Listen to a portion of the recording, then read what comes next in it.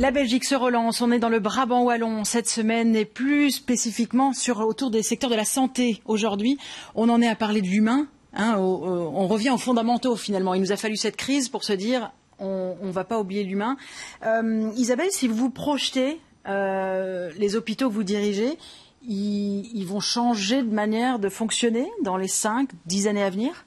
Oui, parce qu'on voit une évolution de la manière dont on prend en charge toute une série de pathologies qui peuvent se traiter de manière ambulatoire, donc sans devoir passer une nuit à l'hôpital ou un séjour à l'hôpital. Et donc, grâce aux évolutions technologiques, aux prises en charge techniques, on a vraiment toute une série de patients qui vont pouvoir être pris en consultation avec des diagnostics qui sont faits directement et donc pour moins besoin de lits. Donc gagner du temps aussi, c'est ça l'objectif, c'est ça la relance dans les hôpitaux ? De toute évidence, la majorité des séjours se raccourcissent et on pourrait avoir une évolution de la structure des lits, donc beaucoup moins de lits de chirurgie, de médecine.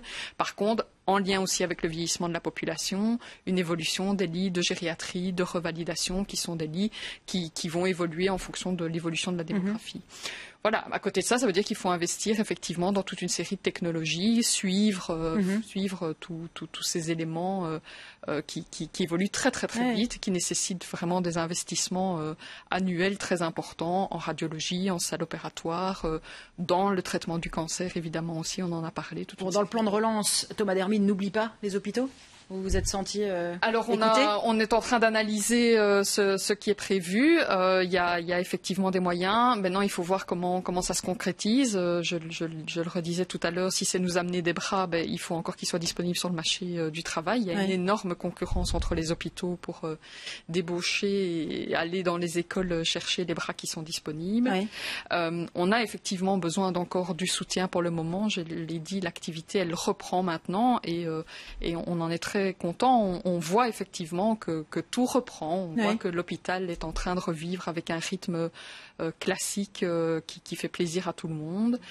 Mais c'est encore une année qui était difficile. Bon, voilà, on capitalise sur toute une série de projets, notamment dans les hôpitaux dont je suis responsable, qui va permettre de continuer à faire évoluer l'activité et de s'adapter à ces évolutions. Mais dans l'état actuel des choses, le soutien est encore nécessaire. Mireille, à votre niveau, dans votre activité, Dutra, ce sera comment dans 5 ans, dans 10 ans ? Ah, si j'avais une boule de cristal, ce serait bien. Moi, je vois 2 choses, actuellement et demain.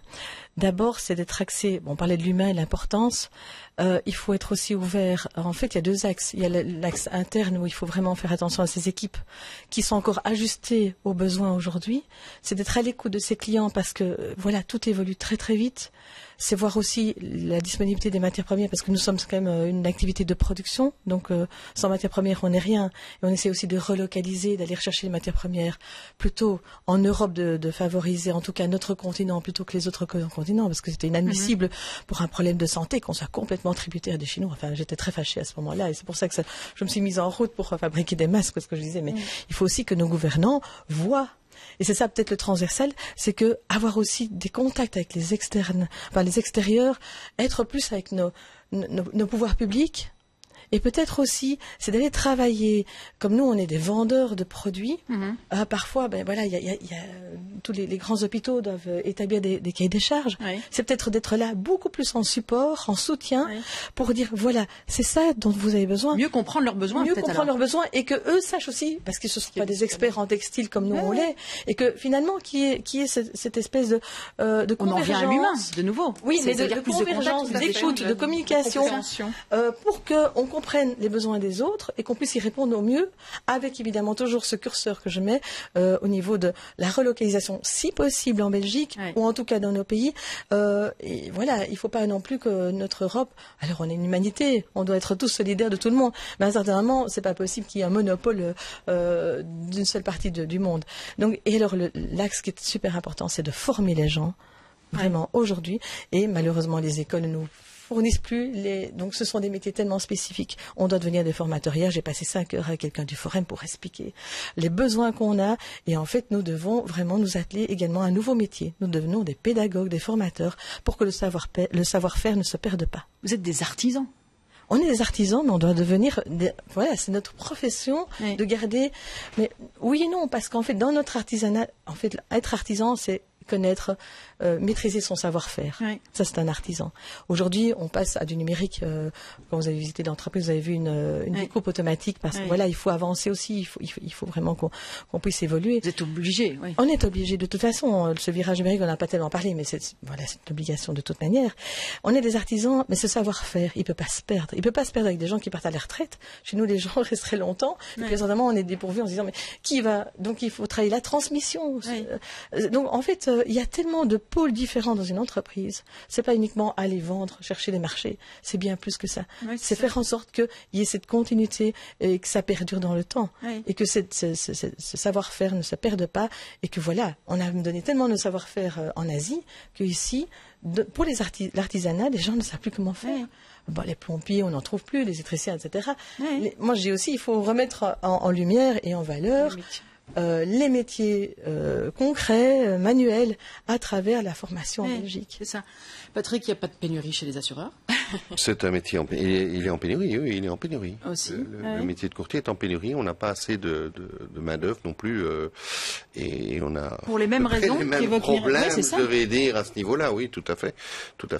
Et on a un autre phénomène, mais je l'entends un peu incidemment dans ce que vous dites aussi, le problème de la surréglementation et des contraintes administratives, légales et autres. Voilà. Et ça, nous, on est en train de le vivre d'une manière épouvantable où on est en train de passer plus de temps à faire des rapports, des analyses, etc., faire signer des disclaimers et des pages aux consommateurs, au détriment du temps d'écoute et pour donner un bon conseil.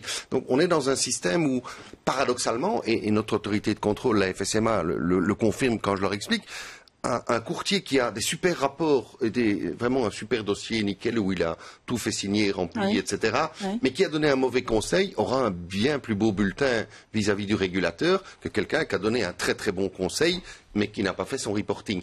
Et ça, je trouve, c'est pas une société dans laquelle je veux vivre. Je trouve qu'il faut qu'on revienne à ce que l'humain prime. Et je ne dis pas qu'il faut faire n'importe quoi et qu'il ne faut pas contrôler, mais on est dans une surréglementation. Je dirais en matière d'assurance, vous n'imaginez pas le nombre de documents, et je ne vous parle pas de l'anti-blanchiment et d'autres règles qu'on a, le GDPR, enfin les couches et les couches et les couches et les couches. J'ai l'impression, moi je dis, on met des couches et quand il fait froid, on met beaucoup de couches et à un moment donné, on ne sait plus bouger. Oui, c'est ça. Et on en est presque à ce niveau-là. Et je sens un peu ça dans vos remarques aussi, hein, les obligations de marché public, les marchés, etc. C'est extrêmement lourd et complexe et ça nuit aussi aux PME qui n'ont plus, nous en tant que fédération, on essaye de donner à nos membres qui sont des PME ou des indépendants seuls les moyens de répondre à ça en créant des outils.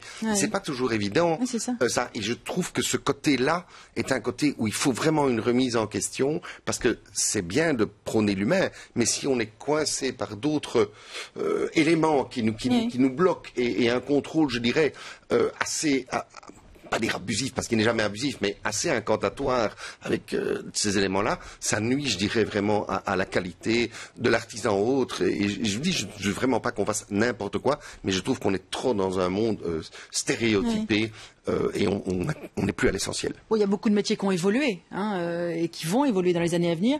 Est-ce que le métier d'assureur, Patrick, va changer ?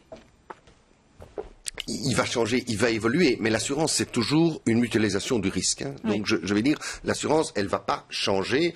Ou alors, on va si on change le code civil et qu'on supprime les règles de responsabilité, alors là, ça va changer. Mais je veux dire, tant qu'on reste dans un code civil et des contraintes légales, l'assurance, elle n'est pas très compliquée. L'assurance, ce qui est compliqué, c'est les matières de droit qu'elle sous-tend. Mais est-ce que les gens vont être surassurés, vous pensez, non, dans les années à venir ? On n'est jamais surassuré. Ouais. On n'est jamais trop assuré.